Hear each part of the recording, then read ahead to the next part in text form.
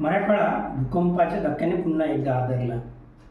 हिंगोलीमध्ये 4.4 रिक्टर स्केलच्या प्रमाणामध्ये भूकंपाचे धक्के जाणवले आणि विशेषतः वसमतच्या पांगरा सर्कलमध्ये या भूकंपाचा केंद्रबिंदू होता असं समजलेलं आहे.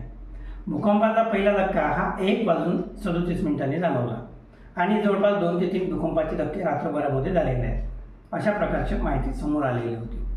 तर मित्रांनो, आपल्याला लातूरचा जो भूकंप झालेला होता तर त्याची जे वास्तव आहे किंवा त्याचा जो विनाश होता ते आपण बघितलेला आहे आणि असे जगामध्ये असे बऱ्याच भूकंप झालेले आहेत ज्यामुळे विनाश पसरलेला होता.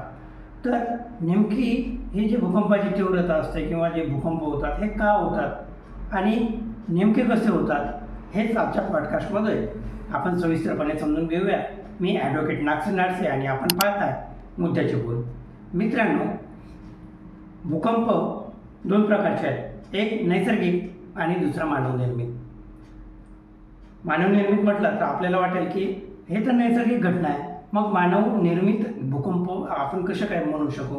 तर नुकत्याच काही संशोधनाअंती ही बाब समोर आलेली आहे की काही भूकंपाचे जे धक्के आहेत हे मानवनिर्मित याच्यासाठी झालेले आहेत की मानवाने पेट्रोलियम म्हणा किंवा इतर त्यांच्या खनिजांच्यासाठी जे खोदकाम केलेलं आहे त्यामुळे देखील भूकंपाचे जे काही तीव्र झटके आहेत हे तयार झालेले आहेत किंवा भूकंप निर्माण झालेला आहे.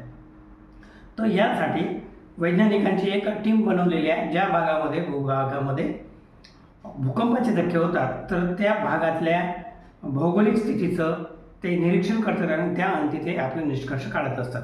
आता ही मुख्य विषयाकडे की नैसर्गिक भूकंप म्हणजे काय. तर मित्रांनो, आपली जी पृथ्वी आहे पृथ्वीवर वेगवेगळे थर असे एकूण थरांची रचना झालेली असते. एकंदरीत आपल्या पृथ्वीवर 12 टेक्टॉनिक प्लेट्स बसलेले असतात आणि भूगर्भातील हालचालींमुळे जेव्हा ह्या प्लेट्स एकमेकावर आदळल्या जातात त्याच्यातून तीव्र कंपनं तयार होतात आणि त्या कंपनातूनच भूकंपाची निर्मिती होते. आणि त्या भूकंपामुळे आपण बघितलेलं आहे की त्या भूकंपामध्ये एवढी शक्ती असते की ते क्षणामध्ये विनाश करण्याची ताकद त्या भूकंपाच्या धक्क्यांमध्ये असते. हा झाला नैसर्गिक पैलू. दुसरा, आपण कृत्रिमकडे आलेलो की कशा प्रकारे माणसांनी जवळपास तेल काढण्यासाठी अनेक किलोमीटरपर्यंत जमिनीच्या खोलवर विहिरी खोदलेल्या आहेत ज्याच्यातून तेल म्हणा खनिज संपत्ती म्हणा याचे आपण उत्पादन करत असतो.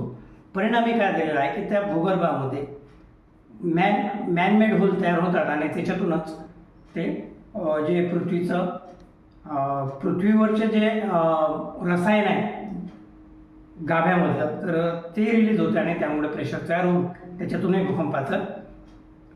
भूकंप निर्मिती तयार होते. तर याच्यामध्ये प्रचंड प्रमाणामध्ये उत्खनन होते आणि स्फोटांच्या वापरामुळे पृथ्वीला हादरे बसलेले असतात. तर एकंदरीत भारतामध्ये दरवर्षी जवळपास 10,000 विहिरी ह्या तेलासाठी खोदल्या जात आहेत. हे एका रिपोर्टनुसार समोर आलेलं आहे. तर भूगर्भातील उत्खननाने हे कंपने तयार होतात आणि त्याच्यातून भूकंपाचे सौम्य धक्के म्हणा किंवा तीव्र धक्के म्हणा म्हणजेच भूकंप निर्माण होतो. तर आजची माहिती आपल्याला कशी वाटली, जर आवडली असल्यास व्हिडिओ नक्कीच लाईक शेअर करा आणि चॅनलला नक्कीच सबस्क्राईब करा.